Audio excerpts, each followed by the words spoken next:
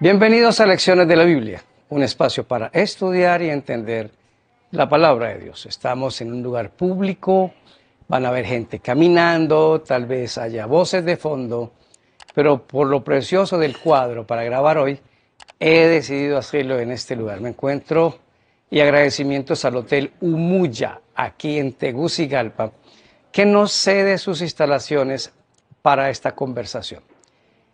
Hemos hablado de temas, yo diría que sencillos de entender: el amor de Dios, su gracia, su paciencia, su misericordia con todos. Pero esta semana nos enfrentaremos a un reto muy importante: la ira de Dios. Y precisamente el título es La ira del amor divino. ¿Dios se aira? Sí. ¿Tienen algo que ver la ira y el amor de Dios? ¿Salen de la misma fuente? ¿Se parecen? ¿Es la ira de Dios un acto bondadoso? ¿Es un acto justo?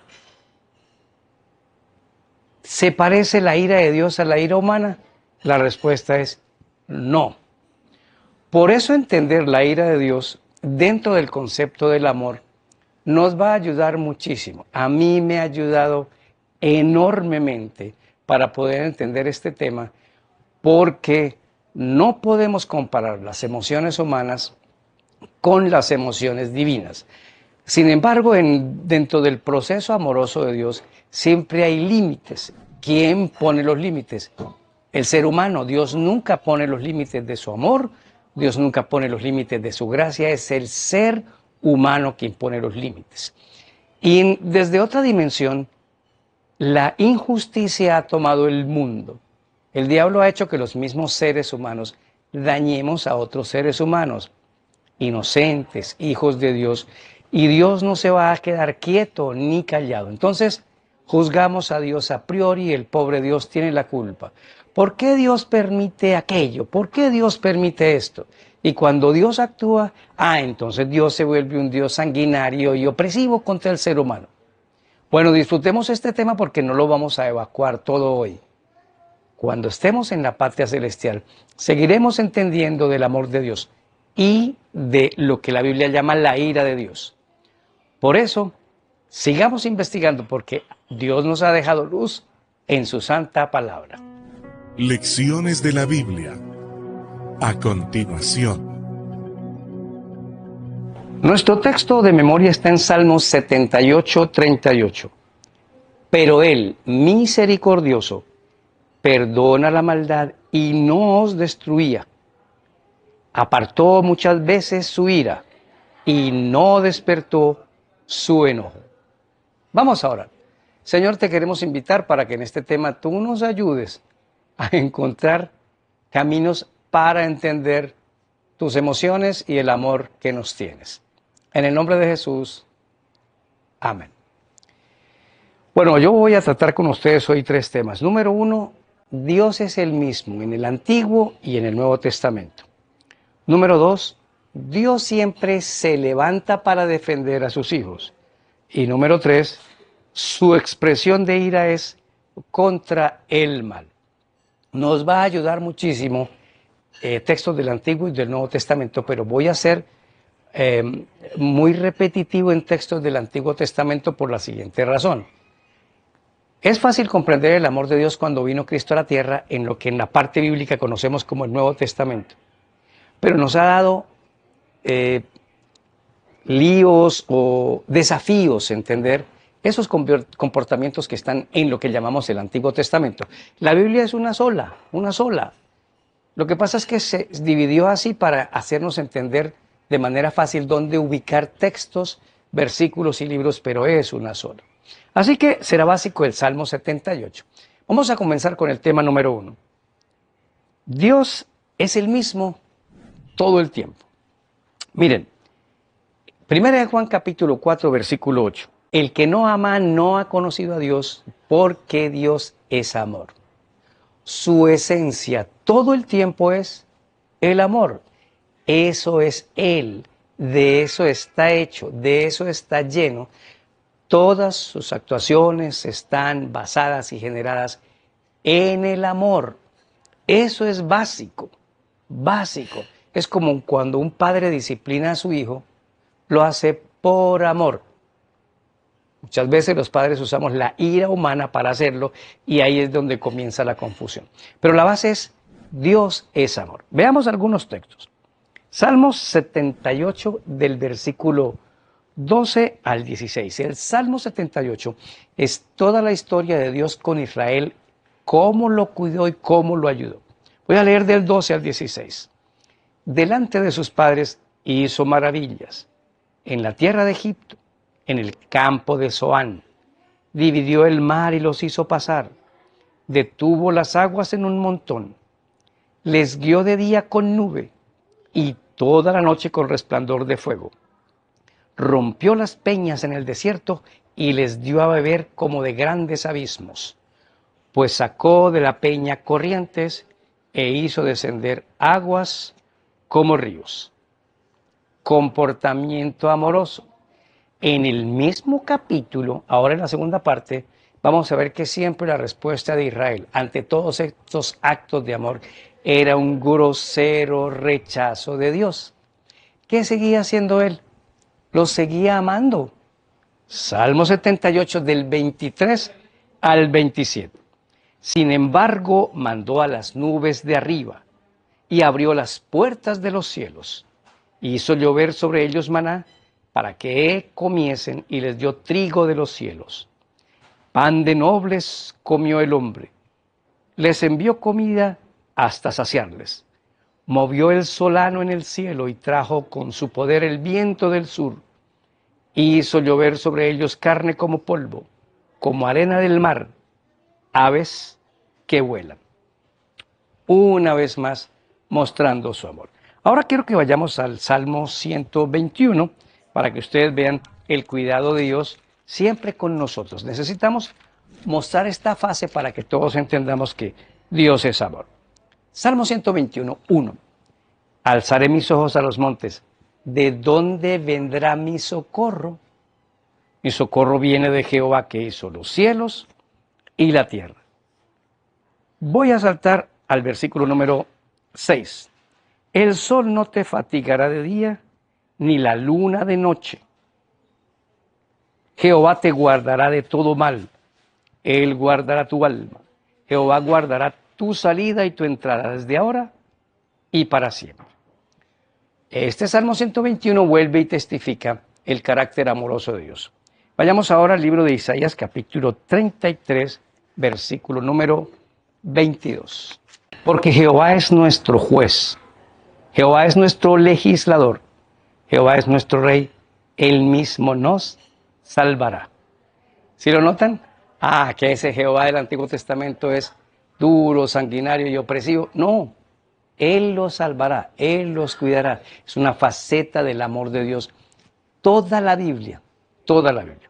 Y terminemos con Hebreos capítulo 13, versículo número 8.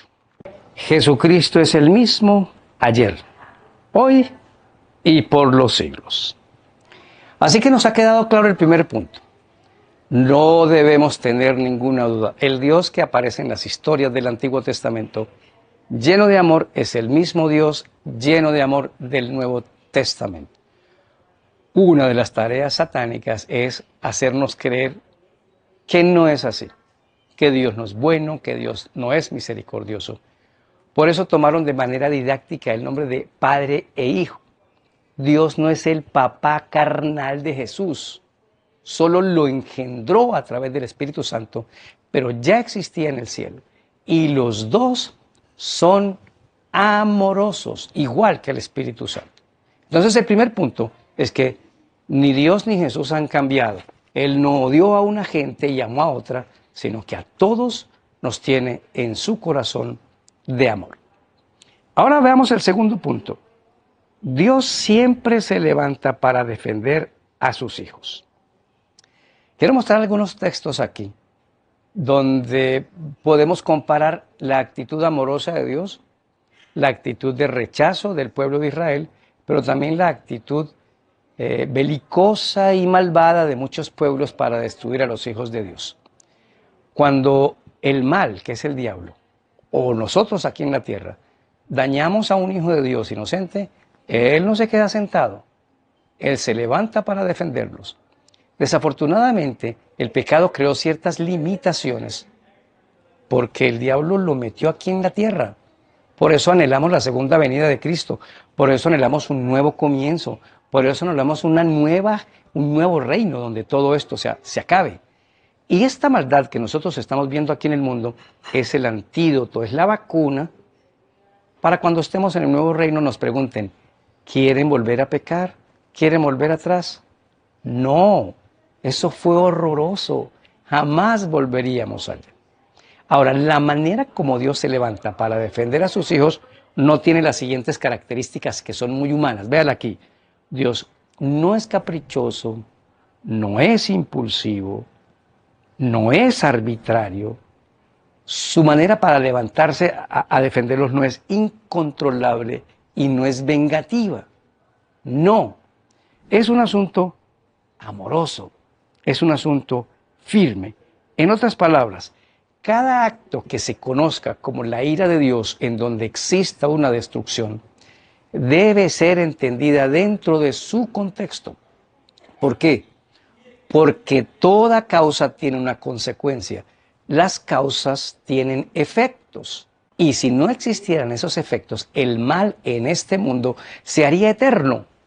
Y Dios tendría que destruirlo sin esperanza de salvación. Por eso el primer acto de amor es enviar a Cristo, prepararlo para venir, morir, ayudarnos a ser salvos y que nosotros amemos a otras personas. Volvamos al Salmo 78 y vamos a leer del versículo 1 al 4 la respuesta de Israel ante el amor de Dios. Escucha, pueblo mío, mi ley. Inclinen vuestro oído a las palabras de mi boca. Abriré mi boca en proverbios. Hablaré cosas escondidas desde los tiempos antiguos, las cuales hemos oído y entendido que nuestros padres nos las contaron. No las encubriremos a sus hijos, contando a la generación venidera las alabanzas de Jehová y su potencia y las maravillas que hizo. Entonces el Salmo comienza diciéndoles, vamos a contar todas las maravillas que leímos ahorita en el punto anterior. ¿Cuál fue la respuesta? Lean conmigo del 8 al 11. Que no sean como sus padres, generación contumaz y rebelde, generación que no dispuso su corazón, ni fue fiel con Dios, su espíritu. Los hijos de Efraín, arqueros armados, volvieron sus espaldas en el día de la batalla. Así que mientras Dios más los llenaba de amor, de milagros, de su potencia, ellos lo rechazaban. ¿Cuál era el objetivo? Miren el versículo número 7 del Salmo 78. A fin de que pongan en Dios su confianza y no se olviden de las obras de Dios y que guarden sus mandamientos. Todas las ocasiones en que Dios mostró su amor con Israel, en la mayoría de ellas hubo rechazo, mucho rechazo, rechazo a Dios, rechazo a Dios. Bueno, noten los siguientes ejemplos. Dios no se queda sentado cuando atacaron a su pueblo. Pensemos un momento en los 400 y más años de esclavitud en Egipto. Finalmente Dios se levantó a través de Moisés y con mano firme sacó al pueblo de Egipto. Las plagas, un tormento para los egipcios, tenía como objetivo que ellos vieran que había un Dios más poderoso que todos sus dioses en Egipto. Y finalmente los egipcios fueron destruidos. Pero esa destrucción no fue alevosa, no fue vengativa, es un resultado del desprecio de Dios. El mismo faraón dijo, ¿acaso yo conozco a Dios? ¿Quién es Dios? Sí lo conocía, a través de Moisés. Otro ejemplo, los 70 años de cautiverio en Babilonia. Están cautivos los hijos de Dios y Él se levanta a través de los medos y los persas para recuperar la libertad de su pueblo. Así que los medos y los persas destruyen a los babilonios y pueden salir. Y así sucesivamente eso es lo que el Señor hace. Esa reacción de Dios de defender a sus hijos, de cuidar de ellos y de poner un muro y un escudo y de destruir a los que quieran destruirlos, es lo que la Biblia llama la ira de Dios. ¿Lo notan? Defiende a su pueblo con un brazo poderoso. Dice, este es mi brazo, tómate de mi diestra, mi brazo poderoso te defenderá. Y esa defensa implica la destrucción de todos aquellos que le han hecho daño al pueblo de Dios y se quedaron en la impiedad. Bueno, mira, ahora, cuando Dios manda destruir a los cananeos, recién entran en la tierra prometida, ustedes se dan cuenta que hay una destrucción y dice, maten a todo el mundo, no dejen a nadie vivo. ¡Ah, qué Dios tan malo y perverso! Pero en la destrucción final, después del juicio, cuando terminen los 1000 años, va a venir un juicio final donde todos quedaremos claros de que el que se salvó justamente se salvó y el que se perdió justamente se perdió. Y cae fuego y azufre y destruye a los impíos. Ahí nadie dice nada de esa destrucción. ¿Por qué? Porque nosotros sí la vemos como justa. Porque es que hubo mucha misericordia para todo el mundo y ahora hay que destruirlos. Porque serían muy aburridos ellos en el cielo donde no hay pachanga, no hay licor, no hay adulterio, no hay robo, no hay chismes. Y para proteger a los que entran en la tierra nueva de que no se contamine otra vez de pecado y para que aquellos impíos no vivan aburridos, Dios prefiere destruirlos. Ahí no decimos nada, pero con los cananeos es el mismo asunto. Con los cananeos simplemente fue un juicio pequeño con una población pequeña que identificaba lo que va a ocurrir en el futuro. Los cananeos, cuando mandaron ser destruidos, habían tenido más de 400 años de testimonio desde Abraham y una generación tras otra se volvía más y más perversa. Analícelo dentro de su contexto. Ahora, como esa ira que la Biblia llama es pararse a defender y destruir la impiedad, tiene que quedar claro algo en el siguiente punto, que la ira no es contra el pecador, sino contra el pecado. Usted puede ver en el libro de Apocalipsis, cuando se hace la destrucción, para quién está destinado el fuego eterno. No es para todos. Vayan conmigo al libro de Apocalipsis. Y me refiero a Apocalipsis capítulo 20, versículo número 14. La muerte y el sepulcro fueron lanzados en el lago de fuego. Esta es la segunda muerte. Pues resulta que el libro de Apocalipsis dice que el lago de fuego está destinado para Satanás y sus ángeles y la muerte, no para los seres humanos, solo para ellos. Pero como nos hemos dejado arrastrar del enemigo, iremos también allá. En el libro de Isaías, capítulo número 28, encontramos el equilibrio de todo esto que se llama ira, porque estamos viendo que la ira de Dios no es más que una respuesta amorosa a la impiedad y a la injusticia que el diablo ha sembrado en el mundo. Pero miren lo que dice Isaías 28, 21. Porque Jehová se levantará como en el monte Perasim, como en el valle de Gabaón. Se enojará para hacer su obra, su extraña obra, y para hacer su operación, su extraña operación. Bueno, Isaías está diciendo aquí varias cosas, que Dios se enojará. Recuerden que el enojo de Dios no es el enojo humano, es un enojo producto de su amor para imponer la justicia. Pero aquí aclara que la destrucción es una obra extraña, es una operación extraña a Él, porque Él es un Dios de amor, no de destrucción. Pero lo toca hacerlo para arreglar este mundo y ponerlo completamente en orden. Entonces lo que llama la ira es Dios levantándose a defender a sus hijos para destruir al impío. Ahora vayamos al punto 3. El punto 3 es, su expresión de ira es contra el mal. Voy a leer Salmos 78, del 32 al 37. Con todo esto pecaron más y no dieron crédito a sus milagros. Por tanto, consumió sus días en vanidad y sus años en tribulación. Si los hacía morir, entonces buscaban a Dios. Entonces se volvían solícitos en busca suya y se acordaban que Dios era su refugio y que el Dios Altísimo era su Redentor. Pero le mentían con su boca, con su lengua mentían, pues sus corazones no eran rectos en él ni estuvieron firmes en su pacto. ¿Ven? Se olvidan de Dios, lo buscan, pero Dios siempre los atrae. ¿Cómo sabemos que la ira de Dios es contra el pecado y no contra el pecador? Porque entre los israelitas y nosotros lo hemos confirmado por años. Pecamos y pecamos y Él nos acepta, nos acepta, nos acepta. Eso es su amor. Miren lo que dice el versículo 38. Pero Él, misericordioso, perdonaba la maldad y no los destruía. Y apartó muchas veces su ira y no despertó todo su enojo. Quiere decir que esa destrucción finalmente va a tener que llegar, porque la paciencia de Dios no tiene límites. El que le pone límites es el ser humano. Entonces, todo aquel que quiera ir a Cristo será perdonado, habilitado para vivir con Él en santidad. Pero el que no, Él pone un límite. Entonces, al final, Dios tiene que destruir al pecado. Pero el pecado quedó dentro del pecador y se lo lleva también. En cambio, con los salvos también destruye el pecado, pero como ellos aceptaron a Cristo, ese pecado ya se lo transfirió a Jesús. Por eso ellos no son destruidos.